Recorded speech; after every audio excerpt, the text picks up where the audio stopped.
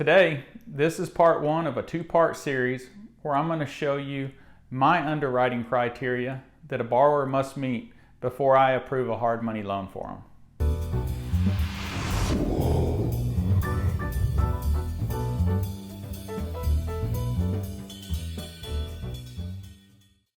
Hello friends, I'm Jimmy Frank Rogers with LearnPrivateLending.com, where we help you maximize the rate of return on your money as safely as possible by making loans on real estate. If you're new to the channel, we'd love for you to hit the subscribe button down below, and of course, the links to everything that we discuss will be available in the description down below. So today, this is part one of a two-part series where we're going to talk about the underwriting criteria that we have whenever we're looking at a hard money loan. Now, every hard money loan consists of two parts. There's the borrower, the person who we're loaning the money to, and there's part two, which is the actual deal structure. How much money we're loaning, what are the terms of the loan, things like that. And so in this video, what I want to get into is just talk about what is the underwriting criteria that a borrower must meet before we decide to loan them our money. So let's get right into it. So as we talk about what do we look for in a good borrower, it really boils down to one thing. Does that borrower have enough cash to be able to pay for the different things that they need to pay for? And do they have enough liquid cash? Or another way of saying it is, do they have enough liquid assets? So let me explain what that means for a second. A liquid asset is just something that can be turned into cash very, very quickly. So a good example, the easiest example would be a checking account. Your checking account, boom, can be turned into cash very, very simply.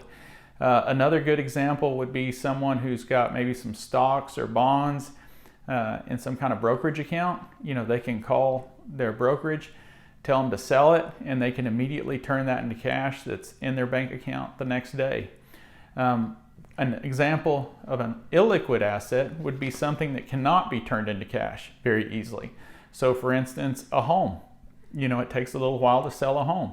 So that's an example of an illiquid asset. So the reason we're looking for this is, number one, whenever we make a loan to a borrower, they have to pay all of the upfront costs, which we're charging them, as well as they also need to pay the closing costs at closing.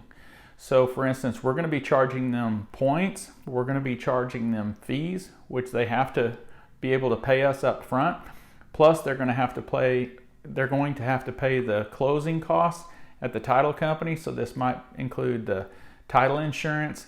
It also might include any property taxes or other liens that have to be paid on.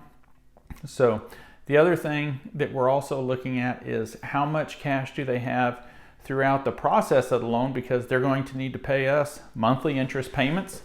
They're also going to need to be able to pay their contractors any initial amounts for the contractors to get to work.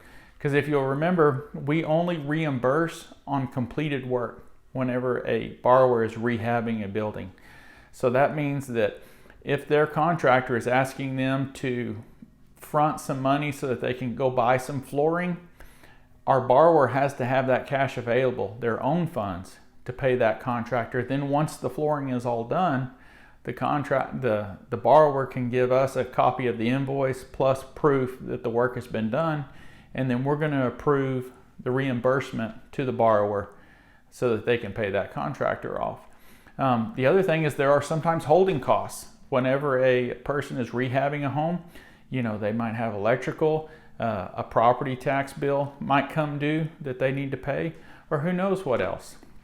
So what I'm looking for is, as I look at a deal, I'm asking myself, do they have enough money to obviously pay the upfront fees and points that I'm charging, the closing costs, and do they have enough cash on hand to get the ball rolling whenever the rehab starts?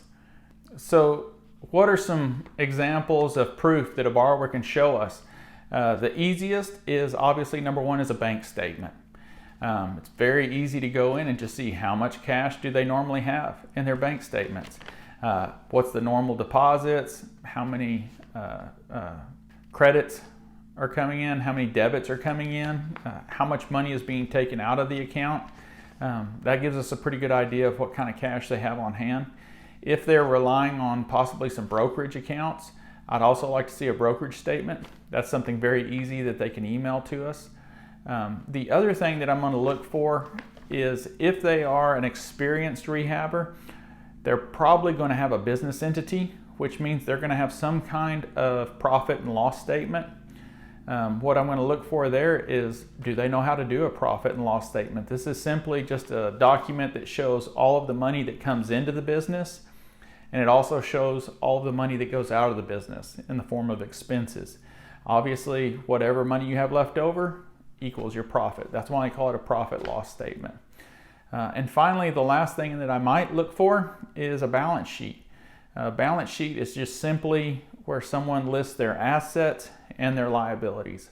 So an asset is simply anything that you own. A checking account would be an example of an asset. A home would be an example of an asset. Your car would be an example of an asset.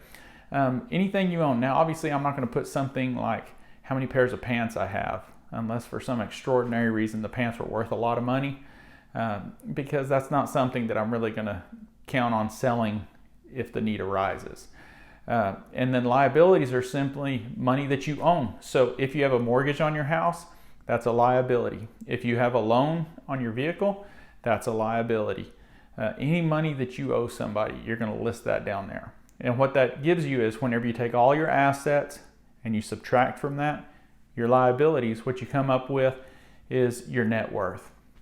And it also gives me an idea if something happens, how strong financially is this person to where they're going to be able to pay me. These are just some of the different things that I'm going to look for as proof to determine how strong someone is financially and if I should approve a loan for them. So I hope you got some good information today. Please feel free to like or leave a comment, especially if there's any information that you'd like to see me cover in the future. I'd be happy to respond to any comments that you might be able to leave below. Have a great day.